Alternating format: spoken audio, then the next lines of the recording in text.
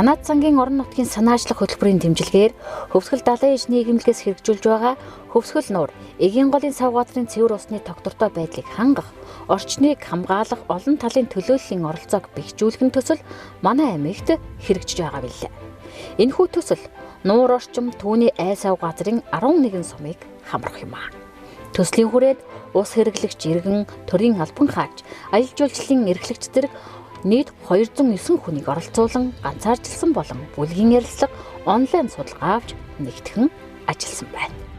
Дээрх судалгаа ярилцлагаас гарсан санал дүгнэлтийг нэгтгэж, үр дүнгод тооцож, Хөвсгөл нуур эгийн гол сав газрын менежментийн төлөвлөлтөнд тусган оруулахаар тус газрын захиргаа болон бусад оролцогч талуудтай уулзалт зохион байгууллаа. Хөвсгөл нуурыг хамгаалах ганцхан төрийн байгууллага биш, хөгжүүлэлцэхгүй энэ нэлээд бохирдсон ийм байгаад хөрвөл яваар ус хэрэглэгч Хөвсгөл нуураас үр шимээ хүртчихэд оролцогч талуудын төлөөллүүдийг оролцуулж хамгаалалтыг менежментийн төлөөлөлд явагдаж байгаа. Тэгээд энэ төслийн хамгийн ихний үеийнх нь иргэдээс судалгаа авна. Судалгаа авахдаа онлайн судалгаа авсан 116 хүний саналаар судалгаа авсан. Дараа нь ганцаарчлалын ярилцлагыг 72 хүнээс хийлээ. Бүлгийн ярилцлагаар аялал жуулчлалын эрхлэгч, иргэд төрийн ус байгууллага гэсэн 3 чиглэлээр бүлгийн ярилцлагаар 21 хүн, нийт 200 гаруй хүнийг хамарсан юм судалгаа аваад анализ дүгнэлт хийгээд тэгээд эднэрийн хүмүүсээс гарсан санаа оног Хөвсгөл нуурын менежментийн төлөвлөгөөнд тусгуулах юм ажил хийж байна. Өнөөдөр болохоор энэ судалгааны үр дүн хэлэлцүүлээд оролцогч талууд гэдэг нь Хөвсгөл нуурын голын сав газрын захиргааны төлөвлөл, дээр нь байгаль орчин аялал жуулчлалын газрын дэлгэр мөрөн шишгэд голын сав газар Хөвсгөл далайн иж нийгэмлэг юм. Ингээд онлайнаар бас манай төслийн судлаач Балармаа Канадаас оролцож байна. Сав газрын эгийн гол Хөвсгөл нуурын эгийн голын сав зөвлөлийн дарга бүрүүдээс оролцож байна. Сумдууд эгийн голын сав газрын оршин амьдардаг сумдуудын төлөөллөд оролцоод ингээд хилцүүлгийн амжилттай өрнүүллээ. Энэ ярилцлагыг аваад явж байхад миний санаа зовсон юм бол би өөрөө Хөвсгөл нуур маш их бохирдох гээд байна. Их усүр ингээд их ярьдаг. Өөрөө бас янз янзын тэр мэдээллүүдийг ингээд тавьдаг гэсэн чинь яг ард эрэгтэй 200 хэдэн хүнтэй уулзаад ингээд ярилцахад бүгд Хөвсгөл нуур бохирдсон бүр ууж болохоо байдсан бүр ингээд аимшигтай мэдээллүүдийг бид нэр авч байгаа байхгүй. Бүр ийм байдалд орсон юм уу гэмээр юмнуудыг хүмүүс ярьж байна. Нанжин хатгал. Энэ нутгийн ард түмэн эрт идэвгүй далайн ижийнхэн хөвөнд ажид төр зогоож буй ард түмэн. Амьдралын их болог болсон усаа нуураасаа зөөж хідэн үеийг өнгөрөөсөн нутгийнхаа. Харин шинжлэх ухаан, техник, технологийн өсрөнгүй хөгжлийн эрен гэгдэж байгаа энэ зуунд нутгийн ард түмэн уух усаа нуураасаа зөөсөөр л байна. Цэвдэгтэй тул худаг гаргах боломжгүй. Тосгоны төвд худаггүйгээс энэ нутгийнхан литр усыг 10 төгрөгөөр үнэлж авдаг. Дэлхийд данстай нуур их усны дэргэд атлаа 10 төгрөгөөр 1 литр ус авдаа гэхэд санаа нь буумгүй санагдж байгаа биз. Усны үнийг түр орхиод хатгал тосгоны уухундны их усөөр Хөвсгөл нуурын эрг орчмын хог хаягдлын талаар үргэлжлүүлье. Ер нь гадны иргэд орон нутгийн жуулчд маш их ирдэг. Энэ хог хаягдлыг ингэж хаймааргүй байна. Ерөөсөө арайчдыг дэндүү байна. Үнэхээр гомдмоор байна. Энэ бүхнийг цааш нь та надад дамжуулж ярьж ирж өгөөч. Би үнэхээр орон нутгийг хайрлаж байгаагийн хувьд би хэлж ярмаар байна. Байгальтгийг үнэхээр хохироож байна. Энэ усыг чинь бидний унтны ус учраас энийг хайрлах хэрэгтэй. Жишээлбэл одоо энэ архины шил энэ ингээл хог хаягдлын далаа дотор байгаа зургуудыг та нар харж байгаагаа тэгээд нутгийн унган хүүхдийн хувьд үнэхээр надад харамсалтай байна. Дороо хогийн посттой аялж байгаа жуулчид нь хогоо аваачаад тэнд тушаагаад явдаг байтал нэг хэсэг нь ингэхгүй байна. Энэ зөвхөн ихний жишээ. Инээс цаашаа яваад одоо энэ майхан буудалд явдаг газараар яваад өшөөх байгаа. Одоо ингээд аялал жуулч та нар ирж бити ийм байдалтай байгаа чи орон нутгийг нь хайлж гамнаа чи хүмүүс ухамсарлах хэрэгтэй байна. Яагаад биднийг ингэж байгаа? Бидний нутаг орон нутгийг яаж байгаа? Бид нар магадгүй Улаанбаатар хотод очиж Улаанбаатарт дүрм ямар байдаг вүлээ? Жишээл тамхины шилэг хаяхгүй, ил тамхи татахгүй гэж байгаа сте. Гэтэл харьцуулахад хөдөөний амьдрал, хотын амьдрал хоёр тэмээ ямаа шиг мөртлөгөө орчин ийм муухай олгож байгаа сте. Тэр хүмүүс ухамсарлах хэрэгтэй байна. Зам бодохоор голын захаар дүүрэн майхан сав болтдаг. Машин тэрэг угаадаг. янз бүрийн хог хоёглаа хайдаг, ариун цэврийн хэрэглэлийг урасч ордог далаа руу. Тийм газраас одоо бид нэр сууж байна, далаа бохирдож байна. Бид нар бол жилийн 4 өдрөл байн гусаа ууж хэрэглэдэг. Хогоо хаях нь бол буруу. Зөв зохистож уулзна л хэрэгтэй.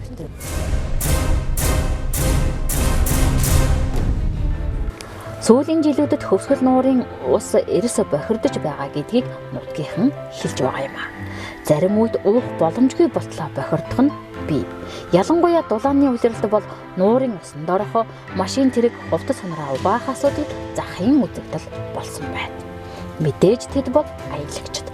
Энэ нутагт амьдарч далайн уснаас уух шаардлагагүй, харин хохирогч нь нутгийн иргэд болж үлддэг юм а. Нэг ёсондоо энэ нуураа эргэн бид өөртөө хамгаалахгүй бол хохирогч хэвээрээ байсаар байна. Нуурын уснаас уух боломжгүй учраас гүний худаг гаргаж унтны усны хэрэглээг хангах асуудал хүртэл тавигдсан байх юм а. Цэвэр усны нөөцөөрөө улсдаа тэргүүлдэг хөвсгөл нуурын эрг орчмын иргэд ийм санал гаргасан байна. Санал асуулгаас гарсан ерөнхий 24 асуудал байсан. Энэ бүгдийг ерөнхийд товчлоод өгнөд хэлэх юм бол ямар дүр зураг харагж байна гэхээр усны нөөцийн нэгдсэн менежментийн төлөвлөлтөнд одоо иргэд болон хувийн хөвшлийг төлөөж одоо аялал жуулчлалын компани, аялал жуулчлал эрхэлж буй хувь хүмүүс оролцох сонирхол сэтэл мөн хамтран ажиллах хүсэл эрмэлзэл бол энд байна гэж харагдаж байна. Тэгэхээр энэ бол одоо сайн талын одоо мэдээ. Үнэхээр энэ хүмүүс одоо энийг хамтарч ижил энэ одоо усаа одоо гоё одоо цэвэр байлгаж өөрсдөө одоо эрүүл мэнд болон тааштай орлогын их үүсвэрийг хадгалж хамгаалж үзэх нь чухлаа гэдгийг маш их сайн ойлгож байгаа учраас энэ одоо сонирхол байна. Энэ одоо хамтран ажиллах хүсэл эрмэлзэл байна гэж харж байна. За нуур голын бохирдол болон цаг үеийн өөрчлөлт бол хамгийн санаа зовоож буй хоёр асуудал харахгүй одоо хамгийн их одоо саналыг аваад дээгүүр гарч ирж байна. Тэгэхээр энэ голын бохирдол энэ цаг үеийн өөрчлөлтөөс үүдэлж байгаа нөлөөллүүдийг хамтан шийдэх одоо нэгсэндээ ол зорилго болж байна гэж харж байна. За усыг зөв зохистой ашиглах мэдлэг туршлага байна. Энэ бол байна.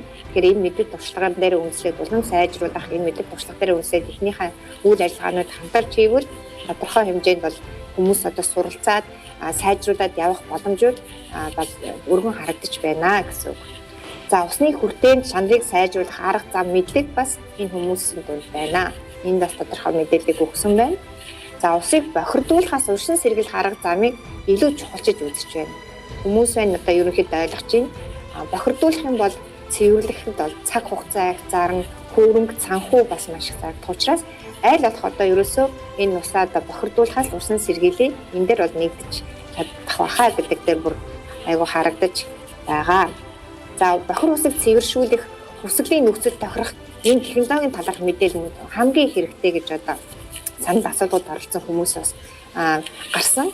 Яг бол тодорхой хэмжээгээр бас өөрсдөө янз бүрийн технологиг үзсэн байна. Гэхдээ мэдээж эн чинь бас дудаа судалгаа хийхэд бол тодорхой хэмжээний мэдлэг, ур чадвар гэхдээ шаардж байгаа учраас тэр зөв мэдээлэл олохоодаас өндөр бэрхшээлэг байна гэдгийг бас харуулж байна. За үүнээс гадна нэгэн тас усны төлбөр бол төлөгдөж байгаа учраас энэ усны төлбөрийн зарцуулалтыг илүү одоо ил тод байлгаж яг оновчтой хаашин одоо энэ хөрөнгө оруулах уу, юунд зарцуулах уу гэдэг дээр оновчтой шийдвэр гаргавал их зүйтэй юм байна гэдгийг бол бас судалгаанаас дүгнэлтээс гарч байна. Хамтын хүчээр энэ ажил хийгдэн. За тэгэхээр энэ байгууллага маань өнөөдөр яг энэ талуудын оролцоог хэрхэн яаж хангах дээр ямар арга зарим хэрэгжилж байна гэдэг дээр бас асуулга тавихад бол бид нар маань 4 одоо арга бас хэрэгжилж оролцоог хангаж явд юм байна. За эхний хоёр нь бол 33 он хувиар авсан нь бол ажлын шаардлагын дагуу холбогдох талуудаа уулзалт хийж одоо энэ оролцоог хангахдаг байна. Жишээлбэл төрийн байгууллагуудын оролцоог. За үүнээс гадна оролцогч талуудын дунд бол санал асуулга явуулж одоо мэдээлэл авах, санал бодлыг авах юм те тэр мэдээллүүдийг бас бол төлхөө байдаг. Тэр энэ хоёр арга нь хамгийн төлхөө хэрэгэлдэг гэж харагдаж байна. Яг 33% байгаа. За дараа нь болохоор мэдээ судалгаа бас хийж хүмүүсийн одоо хандлагыг өөрчлөх, хүмүүсийг одоо тэ хамтарч ажиллахад одоо мэдээ судалгаагаа бас 17 хийдэг гэж 17% авсан байна. За иргэд нийтийн хурал зохион байгуулах бас иргэд мэдээлэл өгч ийм одоо 4 арга барилаар бол бас талуудын оролцоогоо хангаж явж байгаа гэж. За голын сав газрын мэдээллийн төлөвлөгөөг боловсруулах, хэрэгжүүлэхэд төрийн бусад ямар байгууллагууд оролцдоггүй. Яг л усныг одоо цэвэр усаар хангах бол угаасаа төрийн үндсэн үүрэг байдаг. Энэ дээр бусад төрийн байгууллагууд оролцдоггүй гэдэг дээр за яг орон нутгийн тухайн сумын орон нутгийн захиргаа бол хамгийн их одоо оролцдог юм байна. Энэ 38%-тай байна. За дараагаар бол байнгын байгаль орчны газар бол энэ төлөвлөгөө боловсруулж хэрэгжүүлэхэд бол төлөвлөгөө оролцож, за гуравт дахь нь болохоор ус цаг өөр орчны одоо шинжилгээний газар илүү энэ гурван байгууллага бол хөвсгөл нуур эгийн голын сав газрын захиргаатай одоо хамтарч одоо дэмжиж ажиллах нь илүү харагдаж байна. За бусдууд нь бол одоо эрүүл мэндийн газар тусгай хамгаалалттай газрын захиргаа эдгээр бол одоо бас оролцдог. Тэгтээ долноо 8% оролцоод байна гэж харагдаж байна. За сав газрын менежийн төлөвлөлтөнд одоо энэ байгууллагуудыг татан оролцуулахад сав газрын захиргаад байна ямар бэрхшээл тулгардаг вэ гэдэг дээр харахад юусэн бэ? Ер нь аялал жуулчлалын компаниудыг жишээлбэл авч үзэхэд бол ер нь ямар одоо бэрхшээлтэй вэ гэхээр цаг хугацаа бас таарж өгдөггүй. Зарим нь мэдээлэл байдаггүй болохоор яагаад оролцох хэрэгтэй гэж одоо боддог ч юм уу те. Тэгэхээр тийм юу ач холбогдолыг нь ойлгохгүй болохоор бага оролцож байна. Мэдэхгүй байна. За мөн сонирхол байхгүй гэсэн шалтгаануудыг одоо ижил одоо яг хуваарлан хэлсэн байгаа. За иргэд төрийн бас байгууллагуудыг оролцуулахад ямар бэрхшээлтэй вэ гэхэд бол сав газрын одоо үзэж байгаа тэдний үзэж байгаагаар бол 50% нь бол цаг хол зайтай байдаг. Одоо жишээлбэл магадгүй малчид бол оролцуулах хэрэг хол байдаг, зайтай байдаг. Бас цаг зав муутай байдаг. За үүнээс гадна ямар төрлийн бас байгууллага байдгийг бас тэр бол бид нар мэдэхгүй. Талуудын оролцоог илүү дүнтэй болгохын тулд юу шаардлагатай вэ гэж асуусан. 58% нь ерөнхийдөө бидний ажлыг эргээд болон одоо хувийн эвлэлийн байгууллага сайн ойлгохгүй байгаагаас олж одоо ойлгох байгаад хэрэг үнэхээр эдгээр маань бид нарыг ойлгодог энэ гол асуудлыг бол мэдээ дэмжиж байх юм бол энэ одоо үр дүнтэд оролцоо үр дүнтэй байна гэж тэр бол үзэж байна. За бусад гурван асуудал дээр бол адилхан оноо авсан байгаа 14%-тай. Одоогийн одоо усны ашиглалт нөхцөл байдлын судалгаа байх шаардлагатай байна.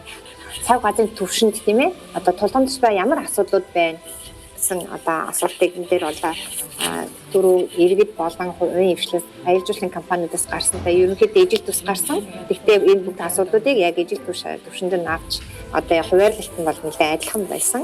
За энэ дээр бол усны их усүрийн бохирдол одоо 22% хамгийн их одоо чухал одоо тулгамдж байгаа асуудлуудын нэг ус хангамжны асуудал, усны хэрэгцээ, технологийн шинэчлэл, уур амьсгалын өөрчлөлтийн нөлөө, за ус ариун цэврийн байгууллагын асуудал.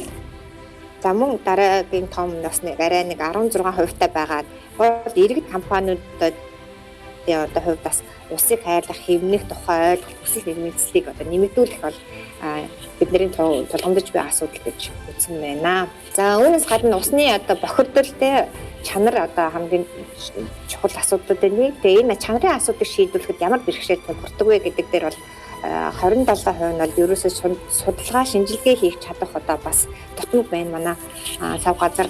За үүнээс гадна санхүүжилтийн асуудал яа харахгүй тулгарч ирдэг. За технологи ямар технологи тэдрийг яаж өмнөх үү гэсэн бас энэ асуудал өөрөө бидэрт бэрхшээлийг бас үүсгэдэг. За ус хэрэглэгч ашиглагч тийм ээ усны стандарт мөрдөх одоо яг тийм сайн захлах батаа мөрдөж ажиллах энэ ажиллагаа бас аюул сул байна.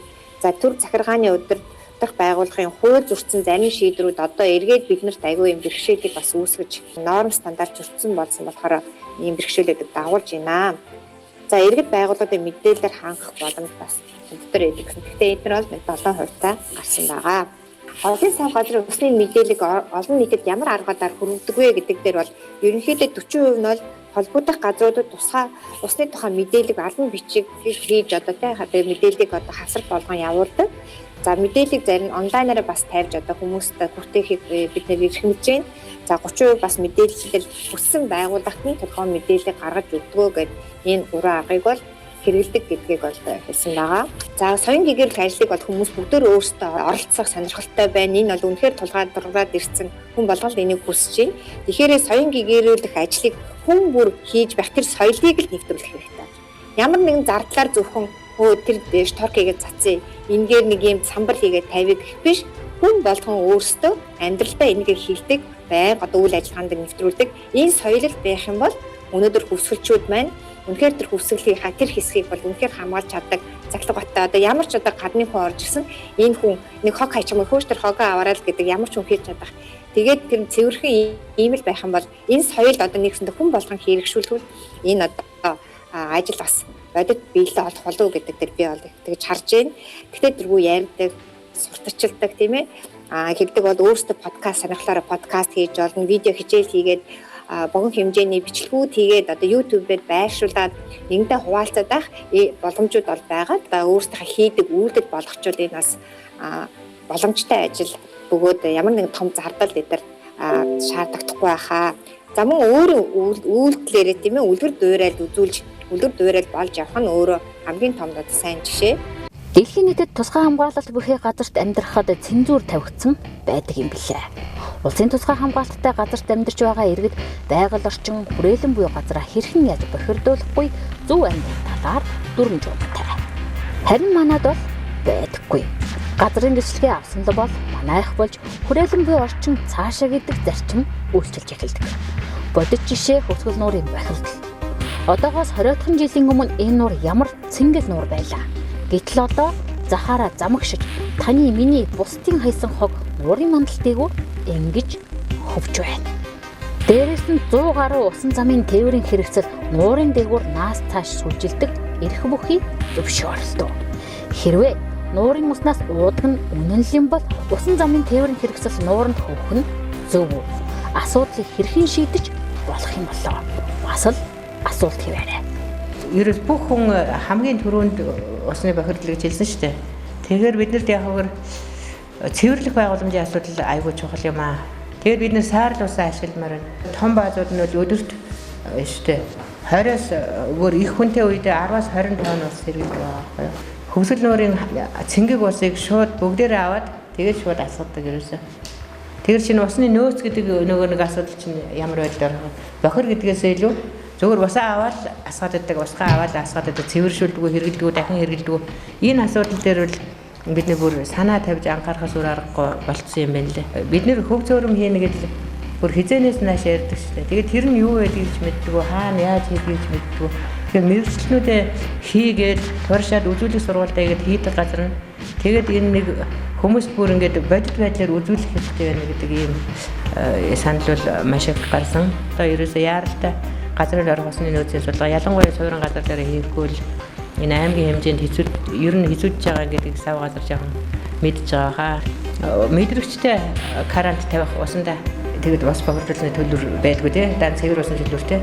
Тэгээд ус бохирдуулсны төлөв чи 2 дахин илүү үнэтэй байгаа шүү дээ. Шууд асгаж байгаа юм чи.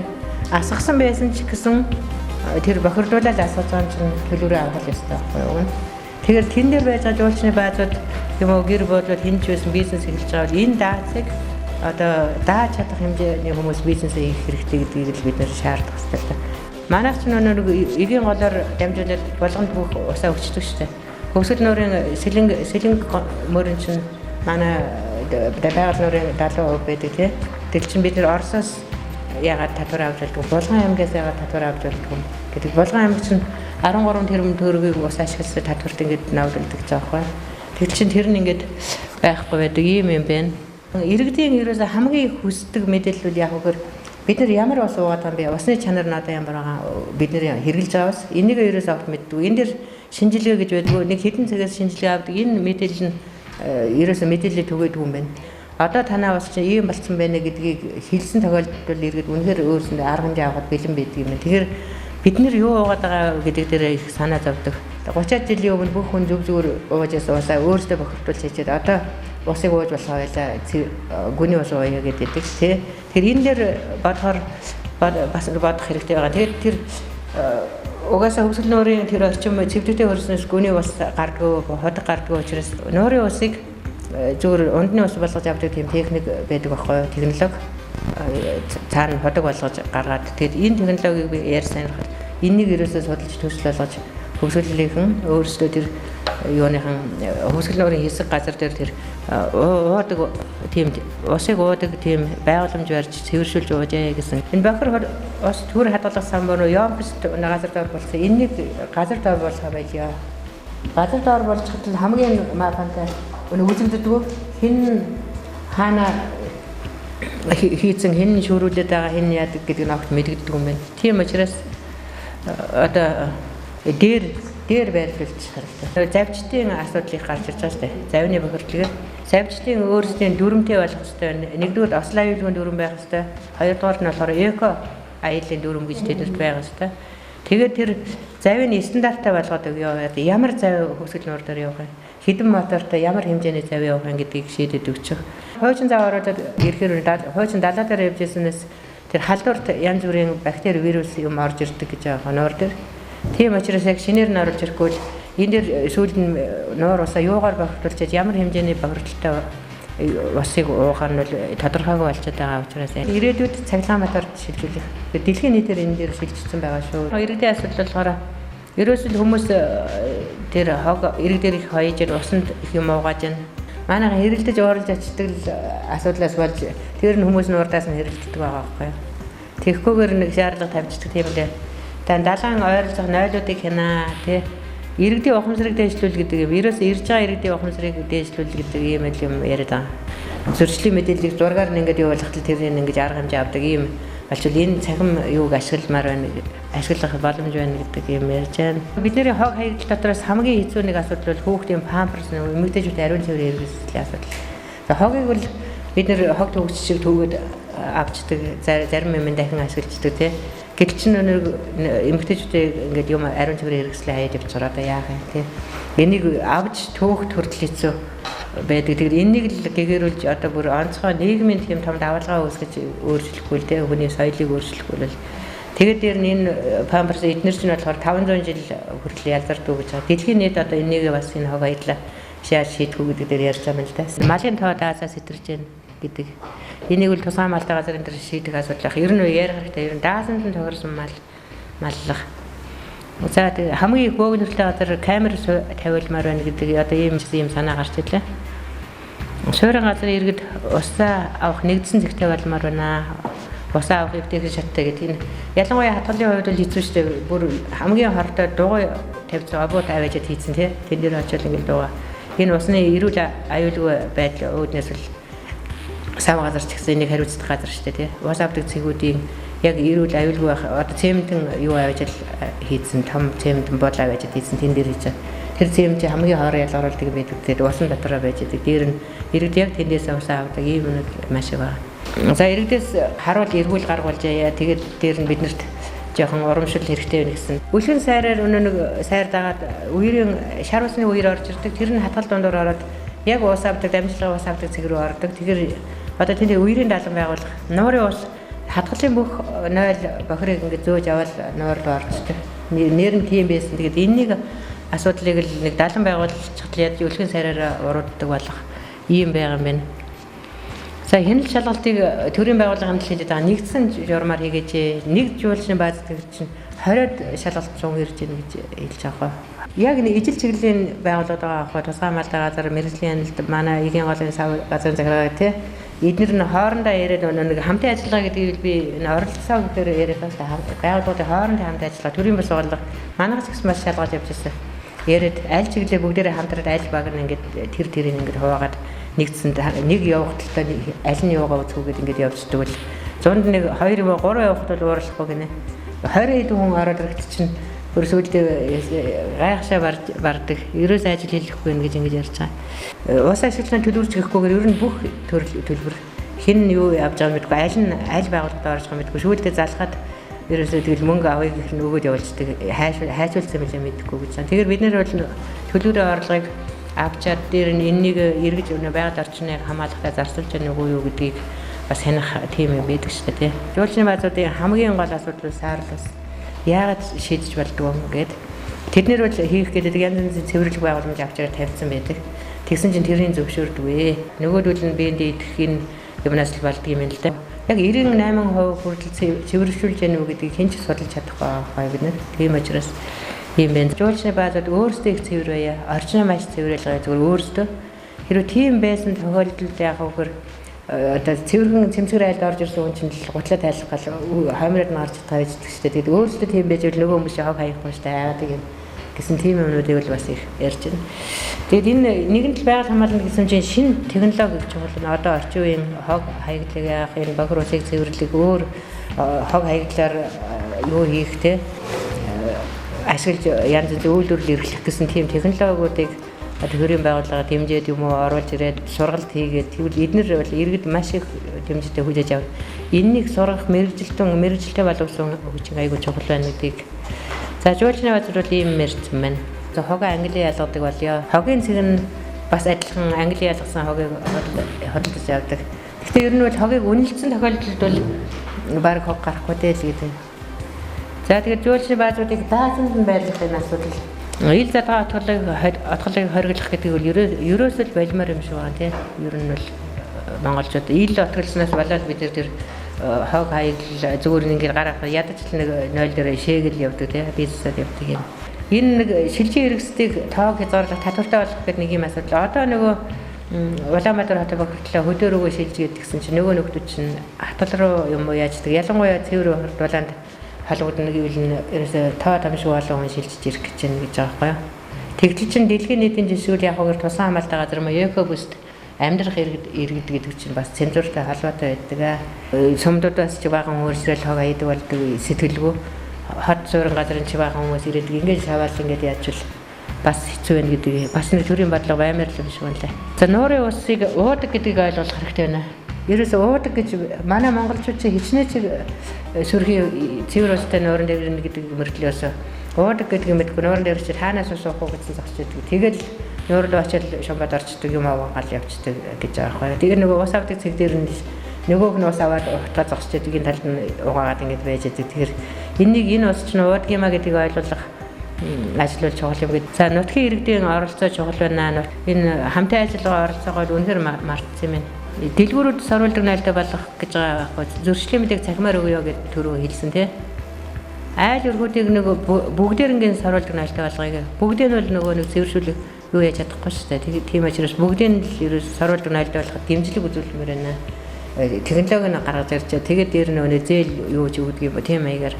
Ялангуяа тусгай хамгаалалттай газарт нэг эко угаалгын байцс гэж байдаг юм байна шүү дээ. Усан шууд шингэждэг. Угаагаал шууд байгальд хоргоо тэр угаалгын байцс савн байдаг гэж. Энэнийг төлхөө оруулж ирж ийм бизнес одоо бизнесийн санаач болгохын дээр нь шаардлага тавиад тий. Тэгээд иймэр угаацсан тохиолдолд тэр усыг ашиглах ядаж хөрсөн шингээх тийм боломж байдаг юм шүү гэж. Асуудлууд олон байна. Тэр дотор усны игүүсэрийн бохирдол юу ерөөсөө хөвсгөл нуурын бохирдол байхгүй юу.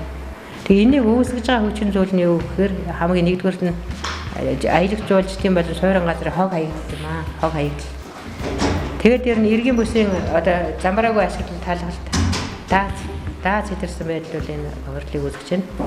За гурав дахь нь бол энгийн 0 бохир усны асуудал одоо энэ нуурын бохирдлыг үүсгэж байна. Тэгээд нэг хуучин болон даасаас нийлсэн олон зав одоо тэр яаж яа ингээд даасаас хэтэрсэн мал энэ хэд бол ерөөсөө хөвсгөл нуурыг бохирдуулах хамгийн гол үүсвэр нь болоод байгаа юм байна гэдэг ийм дүгнэлт.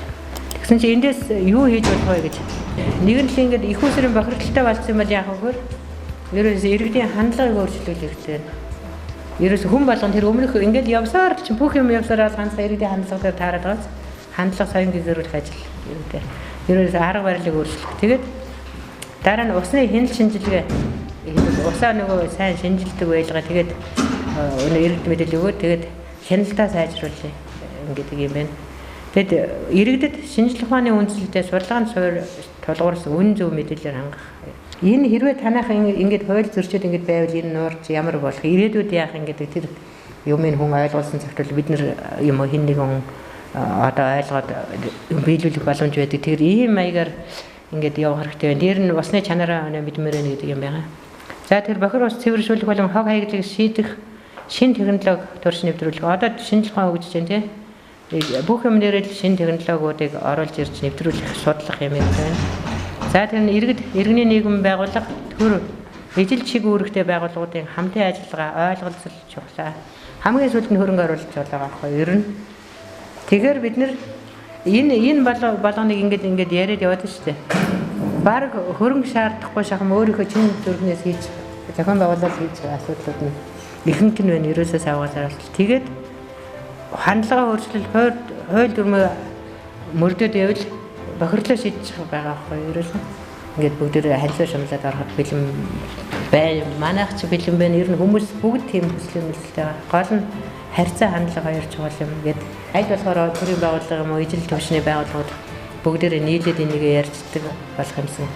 Нийлээд нэг төлөө нэгдсэн нэг шийдэлтэй нэгдсэн төлөвлөгөөтэй болчих юмсан. Тэгээ ядаж хянах шалгалтаа нэгдээд хийдчихдэг болох юмсан. Ингээд асуудлаа ярьцдаг болох юмсан.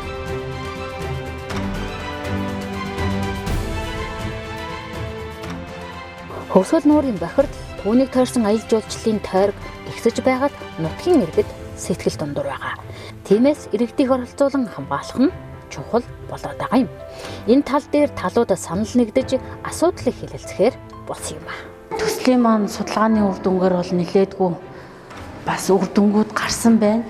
Энэ тодорхой үр дүнтэй энэ гарсан үр дүн дээр нь тулгуурлаад бол цаашид юун дээр анхаарч ажиллах уу, яаж хэрхэн хамтарч ажиллах уу талаараа ярилцлаа. Энэ нь бол маш үр дүнд хүрсэн сайхан ажил боллоо гэж үзэж байна. Төрийн байгууллага бол одоо хувийн хвшил энэ төсөл хөтөлбөрийн хамтын ажиллагаа бол хамгийн чухал байгаа. Ингэжээж иргэдтэй одоо бидний мэдээлэл маань хүрж ингэснээр одоо иргэд байгаль орчин одоо усны нөөц баялагийг хамгаалах боломж бүрдэж байгаамаа. Та энэ хөвсгөл нуурыг хамгаалах гэж яг энэ байгаль усны бохирдлын их усүрээ шийдэхэд бол та өөрөө ямар одоо хувь нэмэр оруулах боломжтой вэ гэсэн асуулт байгаа байхгүй. Тэгэхээр ерөөс мэдэхгүй. За иргэд бол би хүмүүсийг шаардна гэж аахгүй. Та өөрөө юу хийх юм? Ерөөсөө бид нар ерөөсөө өөртөө юм хийдэг юм байна шүү дээ. Хүнийг шүүмжлүүлээд хүн дээр л юм хийгээд байдаг. Тэгээд ирсэн хүнийг загна ирсэн хүнийг хөөн гэсэн юм яриад. За тэгвэл та өөрөө юу хийх үү гэдэг ерөөсөө байдгүй. Тийм юм байна. Тэгээд монголчууд одоо яг эргэж өөрөө би өөрөө ямар хувь нэмэр оруулах вэ? Энэ дээр л өнөө иргэдийн хандлага гэдэг чинь аюул чухал тусаад байна. Хөвсгөл нуурыг бохирдлоос хамгаалъя гэвэл нутгийн иргэдийн оролцоог ихээр татах. Мөн иргэн аялагчид хандлагаа өөрчлөх нь хамгаалалтын 70% гэж төслийн багийнхан үтсэн байна гэлээ. Аялагчид хогийн цамд хийдэг байх. Аялал жуулчлалын даацаа хэтрүүлэхгүй байх гэд харилцан шүтлэлцээ бий болж байж гэмээ нуур өөрөө хамгаалагдах юм аа. Төр, иргэн, төрийн бус байгууллагын хамтын ажиллагаа, дээрээс нь аялагчдын эерэг хандлага энэ нуурыг бохирдлоос хамгаалах цорын ганц гарц юм аа.